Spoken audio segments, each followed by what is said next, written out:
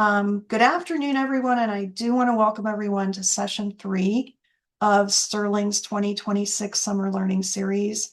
I am Laura McNeil. I have been the host for this series, which will run every Wednesday starting precisely at noon through noon 30 through August 26th.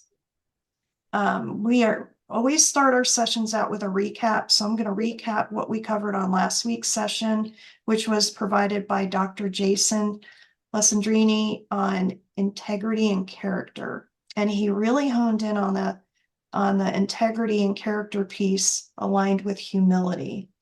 So he started out with humility is the leadership trait that we talk the least about. But of course, humility is probably the most important to focus on. Truth spoken in whispers will tear you apart. Once something is out in the ether, it will start to fester and it will grow. It's out there. Humility shadows intelligence and good intentions. Humility is not always giving in or being kind. Humility is about walking a tightrope between arrogance and self-paralyzation or indecision due to self-limitations. Humility is the middle ground between arrogance and being paralyzed by your own limitations. What we need to know is know what you do not know when you're walking that tightrope. Be curious about what you have not lived, shift to understanding other people's perspectives, but that doesn't mean that you have to adopt their perspectives. You can be sure of yourself, but still be wrong. Most of us are better at admitting we were wrong after the fact than admitting in that very moment that we didn't know something. State the facts, be clear and concise, and then be open to discussion. Dr. Lesandrini's key takeaway was ethical leadership isn't about moral perfection. Humility is about moral honesty. This week's competency grouping is influence and communications, and I'm extremely delighted to introduce Nichole Solomon. Nichole is also a Sterling Master Examiner, and she is the founding president of Solomon Leadership Solutions. This is going to be a very robust discussion. I'm excited to hear what Nichole has to share with us. But before we get started, I do want to make one more reminder. If you have any questions whatsoever as we're going through the materials this morning, please post them in the chat. We are going to be sourcing questions directly from the chat window. So welcome, Nichole. I will turn it over to you. Thank you so much, Laura. Laura, can you hear me okay? Just want to check Yeah. my sound. All right, perfect. Well, good afternoon, everyone. I'm so excited to talk to everybody about this topic on influence and communication and leadership. And, influence touches, I think, virtually all of the leadership competencies that we've discussed so far and are going to discuss in the summer learning series. So I want to focus on this competency and about our ability to influence through communication. So whether you are in a formal leadership role or informal leadership role, if you're leading a change, if you're someone having to make decisions, if you're holding people accountable, if you're developing others, at some point, you've got to move people toward understanding, action, and commitment. And that is where influence comes in. So today we're going to explore how communication shapes our influence and how we can use it intentionally, authentically, and also ethically. So let's jump right ahead and start talking about why influence matters so much in leadership. So I love this phrase, influence is the force, but communication is the delivery system.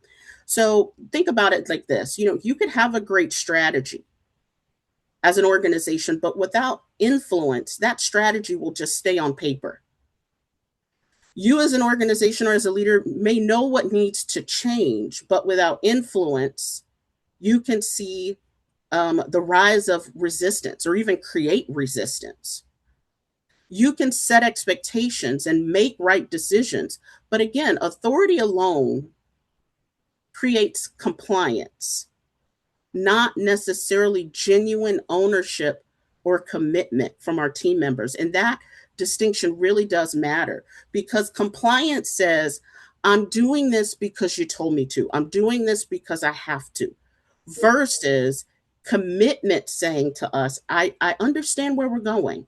I believe in this, and I'm willing to contribute to getting us there.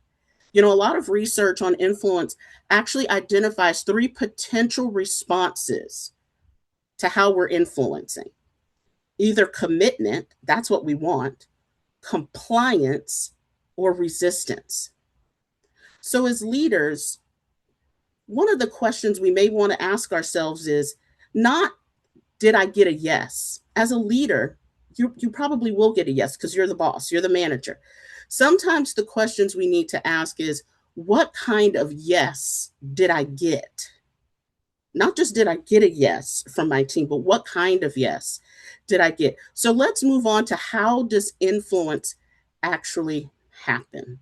So, Robert Cialdini's work, it talks about 6 practical principles of influence, and they're all listed here on the screen. In the interest of time, we're not going to talk in depth about all 6. I'm going to highlight 3 of them. So I'm going to highlight reciprocity, commitment or consistency, authority. I'm going to highlight reciprocity, authority, and liking. And for liking, I actually kind of call it connection.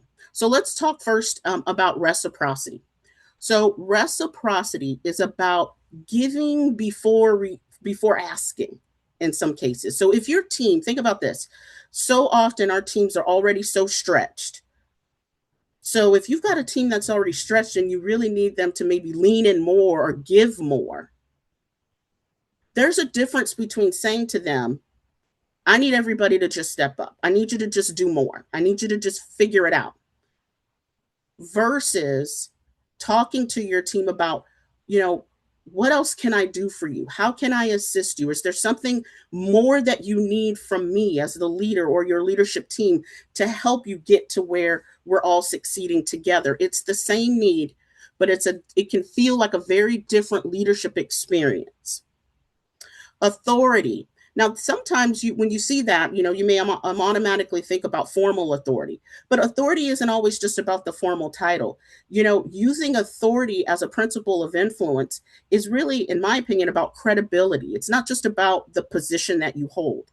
Authority can come across as preparation. I believe very much in preparing for things. Preparation, having expertise, and then understanding the context and how that may affect whether people trust what you have to say. If you come in as the leader and you come in using authority as influence, that could look like the credibility that you hold with that team through trust that you've built, through the preparation, and they can see when someone's prepared, and they can see and feel your expertise. So authority is another way and another principle of influence that you can practice. Again, your title can get you into the room, but the credibility determines the weight that your words carry. Connection is all about relationship. And on the screen, you see it as liking. I like to call it connection. So, connection and relationships. We know this. We know this inherently. People are more receptive when they feel known, respected, and understood. And here's something important: connection isn't something you manufacture when you need buy-in from your team. It's actually built before that. It's built through all the conversations, the authentic conversations that happened before you needed to flex your muscle of influence.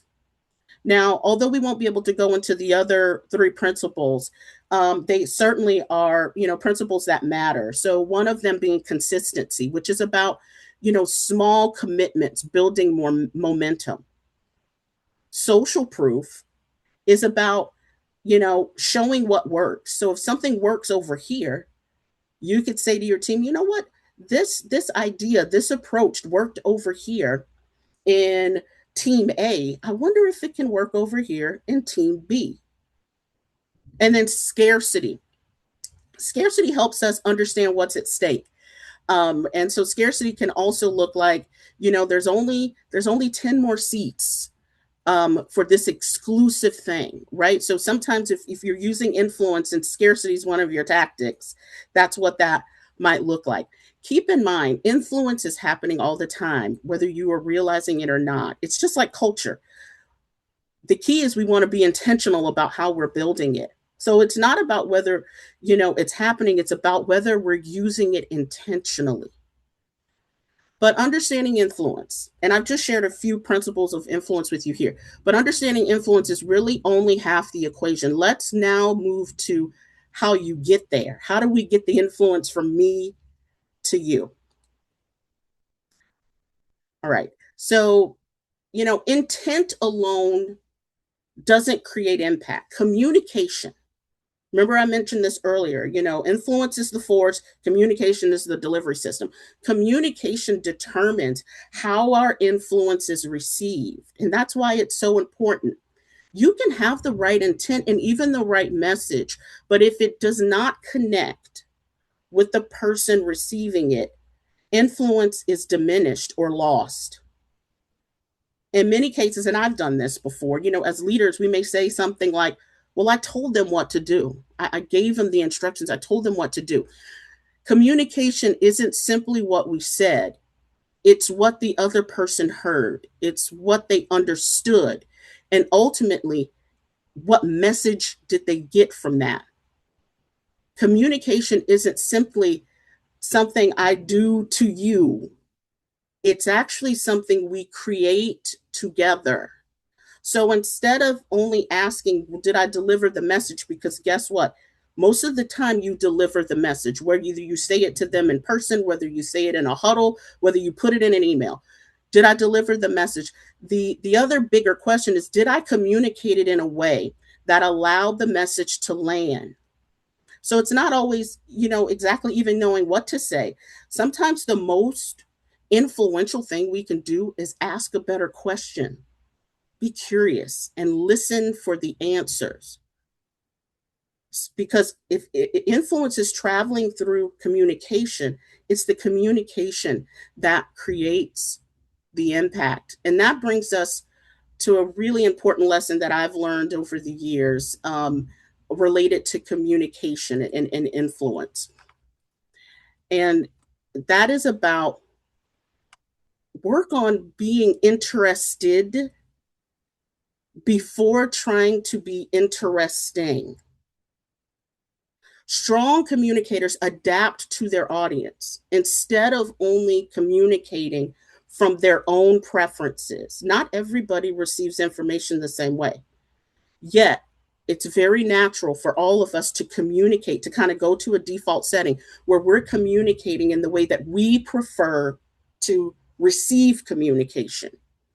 So, for example, if someone's communicating with me and I like a lot of detail, like tell me all the details, more than likely I may go to my default setting when it's time for me to communicate to others, and I may provide a whole bunch of details. Or if I'm someone, when I receive communication, I just want you to get to the point, get to the bottom line. Don't go through all this stuff with me. I might have a tendency when I communicate to others to just get to it.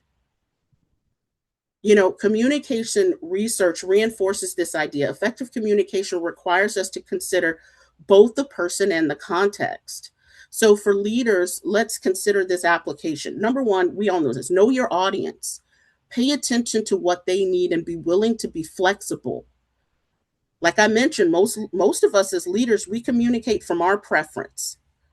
Strong role model leaders communicate for impact.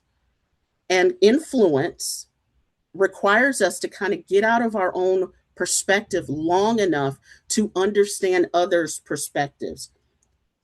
I want you to think about something and hold this person in your mind for a second. So think about someone that you need to communicate with, that you want to influence in some way. It could be a team member, it could be a peer, a manager, a customer, a stakeholder. Ask yourself this question. So hold that person in your head. Ask yourself this question. Am I communicating? It could be a kid, it could be your child, it could be your spouse too, right? Am I communicating with them the way I prefer to communicate or the way they need to receive the message? Instead of asking, and I think we all have done this, instead of saying, why aren't they just getting it?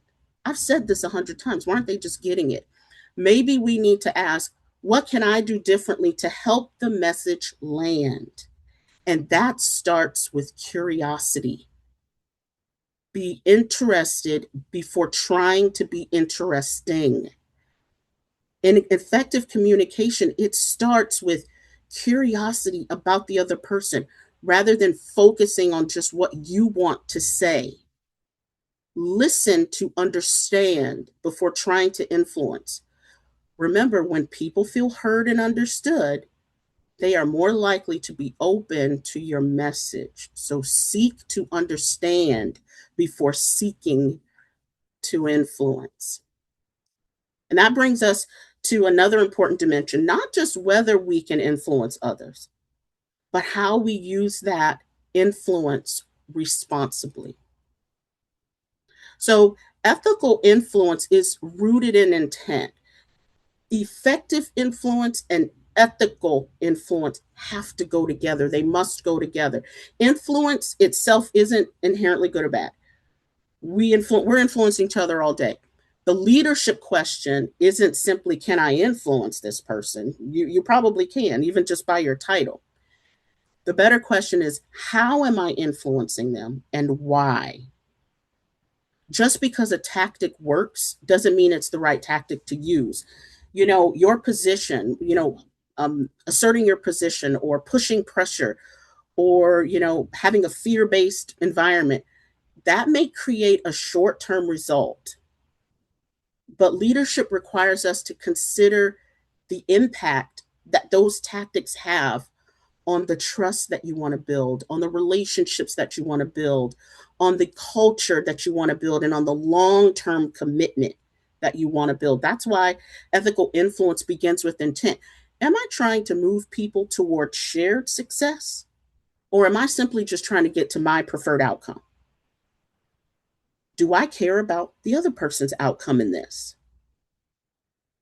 So, when we talk about trust and credibility and connection, they aren't just the tools of influence. I see them as guardrails for us for ethical influence. The goal is to move people forward while preserving trust, dignity, clarity, and a shared purpose. And so, when we think about influence in this way, we can see how it strengthens virtually every other aspect of some of these leadership competencies that we're talking about. So, we've got other sessions that we're having during the summer learning series. Influence isn't an isolated competency. It strengthens our ability to lead through all the other competencies, right? They kind of, it amplifies our ability to lead. So take vision. We talk about vision and how strong leaders need vision. We can articulate a compelling vision, but without influence, it just remains an idea. People have to understand it. They have to believe in it. They have to see their role in it to move it forward. Monique, in a couple of weeks, is going to be talking about accountability. So let's think about accountability. Authority, right? Authority may create compliance. I'm the boss. You do it because I said so. Okay. That's compliance. But influence helps create ownership, moving people from, I have to do this to, I understand why this matters. And I know, and I'm willing to own my part in it. Allah's going to talk about change next week. So think about change, enduring change. And I don't know any organization or any person that's not going through change right now. So during change, people aren't just listening to what their leaders say. They're watching how leaders are communicating, how they're responding to the uncertainty, and whether their actions are matching their words. So some of our most important leadership moments happen sometimes when we don't have the formal authority, with our peers, with our partners, with customers and with stakeholders. You know, research on social power reminds us that position is only one source of influence. Remember, we talked about these before. Expertise, credibility, and relationships matter too. Those are influence tactics. That's why I will continue to say titles grant authority, but influence, ethical influence, is what moves people. So it was really important to me to try to make this practical. So how do we do that? I want to give you a very simple tool that you can use because I want you to make this practical, and I call it the who, how, and why. You know, we prepare for so many things. You know, I took a lot of time to prepare for this presentation. I know if you've got to stand up and do a presentation, I know you would spend some time preparing for it. You may be holding and hosting and facilitating a meeting. You're going to prepare for that. You're going to get an agenda together. You're going to send out the invites. We prepare for things all the time.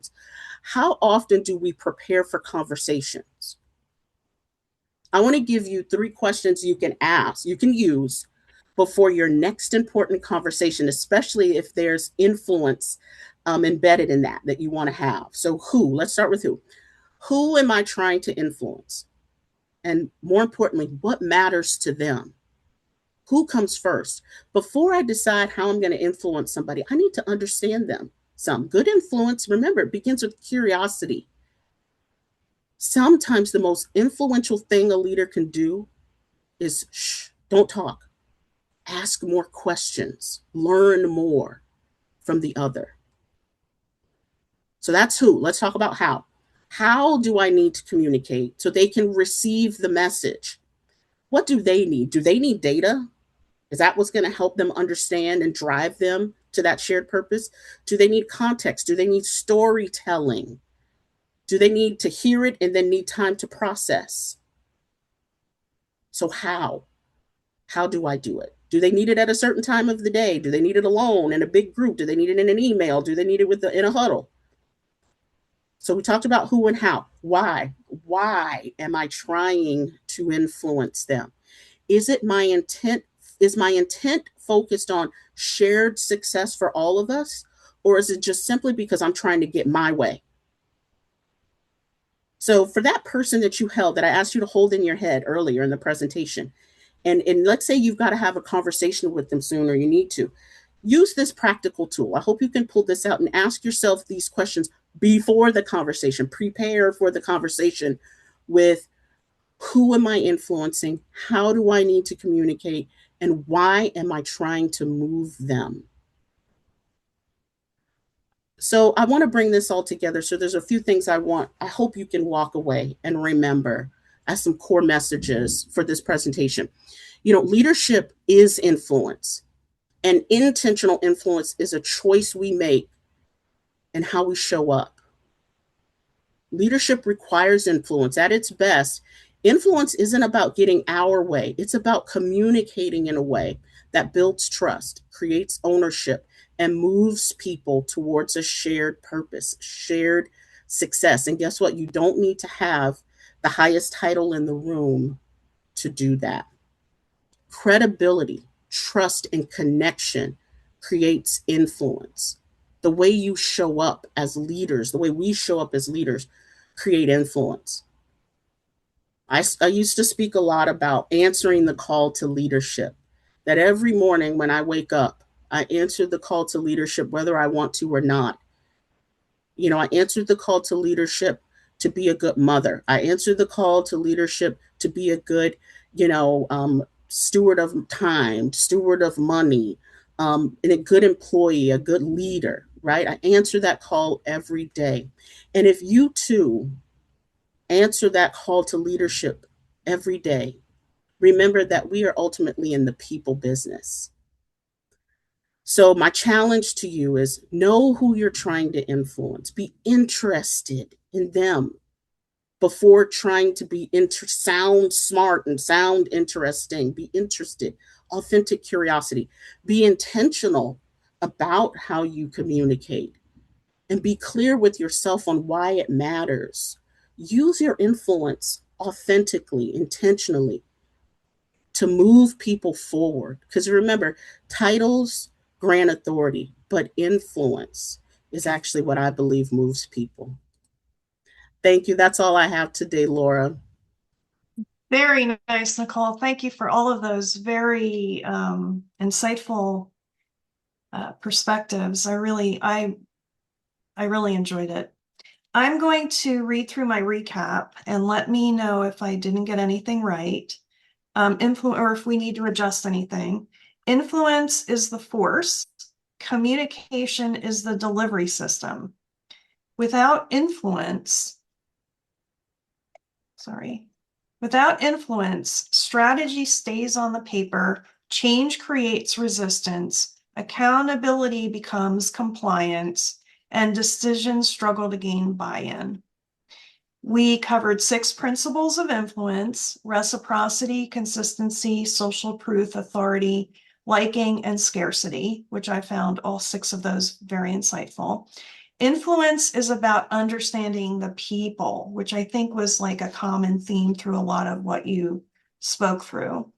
Influence drives impact. Influence is not about position, it's about connection. Influence is the ability to aspire, connect, and move others to action. Communication is the delivery system that translates that intent to build those connections. Influence increases when leaders flex through their communication styles in order to meet the audience where they're at. Be interested before trying to be interesting. I love that one. Curiosity is key. Ethical influence is rooted in intent.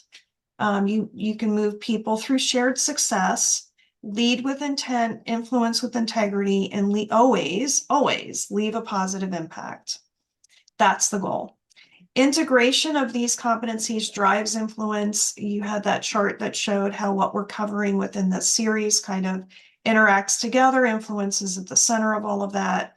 And then you went over an influence check, which covered who, how, and why.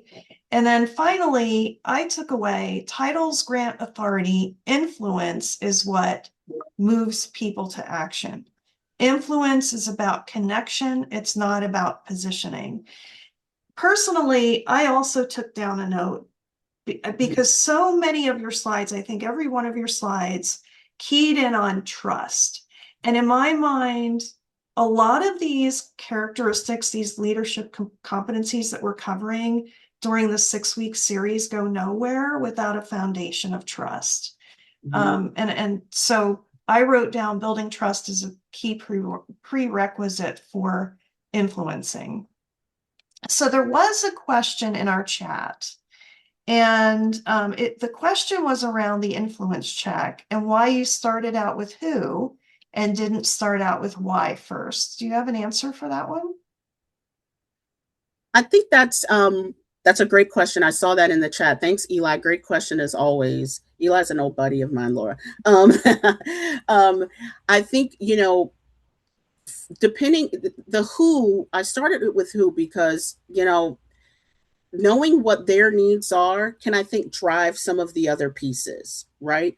So if you know who you're trying to influence and what's important to them, that can also kind of help you understand the best way for the how. How should I talk to them? How should I communicate with them? Even when do I have this conversation with them? What does that look like? And then the why, I think it could be in the beginning too, honestly, but I think knowing who first kind of helps drive the other pieces. And Eli, I hope I answered your question. Makes sense. Yeah. Yeah, and I agree. You can start with the who, but sometimes if you understand who your audience is, the why is Mhm. going to be altered based upon the Mhm. audience. Yeah, Because you want that's to it. connect them. That's the whole theme of connection, right? And the Mhm. connection isn't on your end, it's on their Yeah. end. It's on there. Yeah. Yeah, you're It's trying to about make them. that Yeah. grasp onto them. Yeah. I have a real quick question. I know we're right at time, but Sure. is it possible to repair an organization that's suffering from a culture of lack of ethical influence? Ethical influence. Yeah, that's a really great question too, Laura. I think the answer is yes, but I think that repair comes with a lot of time, and it goes back to what you just mentioned with trust. If trust is broken, Doesn't mean that it can't be repaired, but it's going to take some time to do that repair. It's just like with any other relationship, right? Any other relationship, if trust is broken, if the people have felt manipulated or just seen inconsistency or pressure or lack of transparencies, Mm, it can be repaired. I think the leaders have to acknowledge it, and then they have to work slowly to build back those things that were lost as a result of that broken trust or manipulation or inconsistency or things like that. So the short answer is yes, but it will certainly take time to rebuild. yeah, I agree. Well said. Well said. Thank you so